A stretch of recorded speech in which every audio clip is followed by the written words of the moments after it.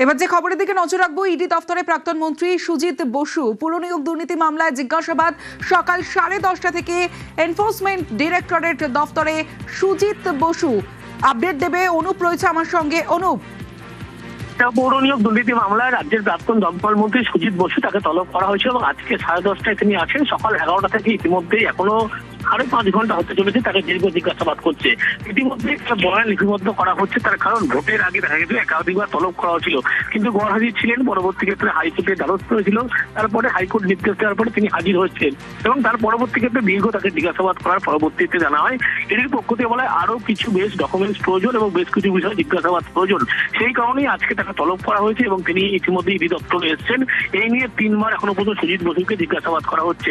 দীর্ঘ 5.5 ঘন্টা অতিক্রান্ত চলছে সুজিত বসুর জিজ্ঞাসাবাদের কারণ যে অয়নশীল সংক্রান্ত একাধিক যে পৌরসভা নিয়োগ দুর্নীতি মামলায় যে চাকরির বেশ কিছু তথ্য উঠে এসেছিল সেই সমস্ত বিষয়ে জিজ্ঞাসাবাদ করছে, বয়ান লিপিবদ্ধ করা হচ্ছে।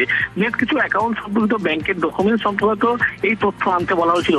এই তথ্য নিয়েই দেখিয়ে তাকে ইতিমধ্যে জিজ্ঞাসাবাদ করা হচ্ছে, তার বয়ান লিপিবদ্ধ করা হচ্ছে। দীর্ঘ 5.5 ঘন্টা অতিক্রান্ত হয়েছে, এখনো সুজিত বসু প্রাক্তন দমকল মন্ত্রী, ইতিমধ্যে তাকে জিজ্ঞাসাবাদ করা হচ্ছে ইডির 3 জন আধিকারিকের পক্ষ থেকে। বেশ।